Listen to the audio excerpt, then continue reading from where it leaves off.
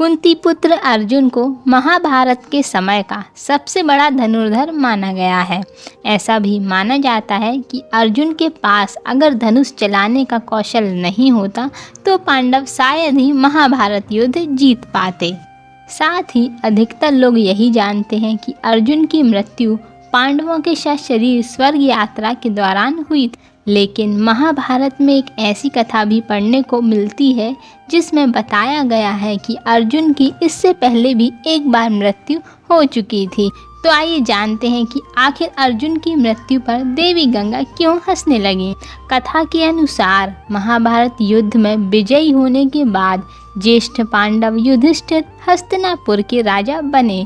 कुछ दिन पश्चात श्री कृष्ण के कहने पर युधिष्ठिर ने अश्वमेघ यज्ञ का आरंभ किया।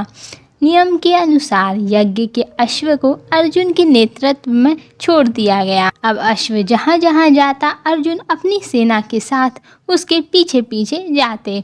इस दौरान यज्ञ का अश्व कई राज्यों से होकर गुजरा। कई राज्य के राजाओं ने तो अर्जुन से युद्ध किए बिना ही हस्तिनापुर की अधीनता स्वीकार कर ली और जिसने ऐसा नहीं किया उसे अर्जुन ने युद्ध में परास्त कर अपने अधीन कर लिया। इसी क्रम में अश्वमेघ यज्ञ का अश्व एक दिन मणिपुर पहुंचा। उस समय मणिपुर का राजा अर्जुन और चित्रांगदा का पुत्र बभ्रुवाहन था। बभ्रुवाहन ने जब यह सुना कि उसके पिता अर्जुन उसके राज्य में पधारे हैं, वह उनके स्वागत के लिए राज्य की सीमा पर पहुंच गया और अपने पिता अर्जुन को देखते ही वह उनके स्वागत के लिए आगे बढ़ा, लेकिन अर्जुन ने उसे रोक दिया। अर्जुन बभ्रुवाहन से कहते हैं कि मैं इस समय तुम्हारा पिता नहीं हूँ बल्कि हस्तिनापुर नरेश का प्रतिनिधि हूँ, इसलिए क्षत्रिय नियम के अनुसार तुम्हें इस समय मुझसे युद्ध करना होगा।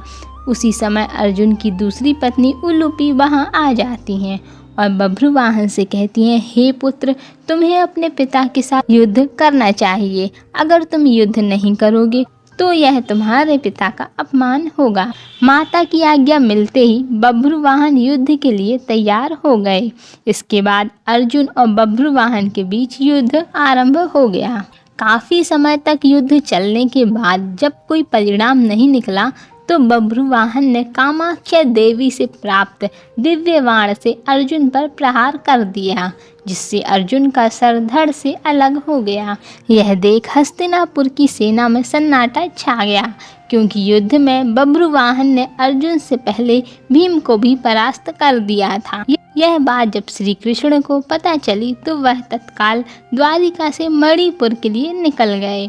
मणिपुर पहुंचकर अर्जुन को धरती पर पड़ा देख श्री कृष्ण को गहरा धक्का लगा।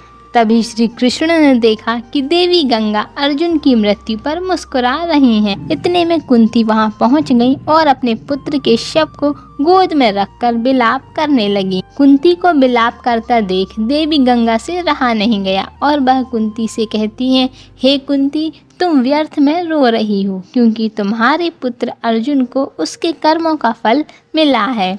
मेरा पुत्र भीष्म इसे अपने पुत्र की तरह स्नेह करता था, फिर भी इसने श्रीखंडी का सहारा लेकर मेरे पुत्र भीष्म का वध कर डाला। मैं भी उस समय ऐसे ही रोई थी जैसे तुम आज अपने पुत्र के लिए रो रही हो।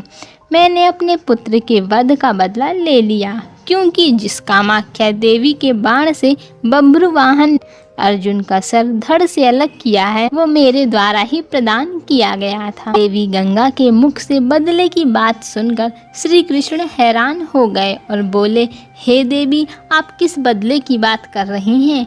आप किस किस से बदला लेंगी? अर्जुन की माता कुंती से या फिर अर्जुन से? आप एक माता से प्रतिशोध कैसे ले सकती हैं? तब देवी गंगा ने कृष्ण से कहा, हे वासुदेव, ये तो आप जानते ही हैं कि अर्जुन ने उस समय मेरे पुत्र का वध किया जब वो निहत्था था।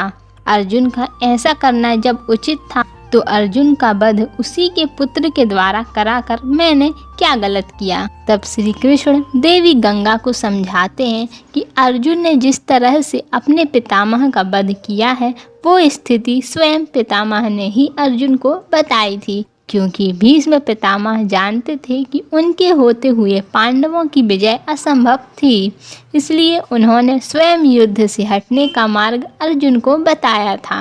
अर्जुन ने तो बब्रुवाहन के प्रहारों को सिर्फ रोका है, स्वयं प्रहार तो नहीं किया। अर्जुन ने तो कामाख्या देवी द्वारा दिए गए दिव्य बाण और आपका मान बढ़ाया है। श्री कृष्ण के तर्क को सुनकर गंगा दुविधा में पड़ गईं और श्री कृष्ण से इस दुविधा से बाहर निकलने का मार्ग पूछने लगी। तब श्री कृष्ण ने देवी गंगा से प्रतिज्ञा को वापस लेने के लिए कहा। फिर देवी गंगा ने अर्जुन के सिर को धड़ से जोड़े जाने का रास्ता बताया। उसके बाद श्री कृष्ण ने अर्जुन की दूसरी पत्नी और बब्रुवाहन की सौतेली मां उलूपी से प्राप्त नागमणि द्वारा अर्जुन को जीवित कर दिया।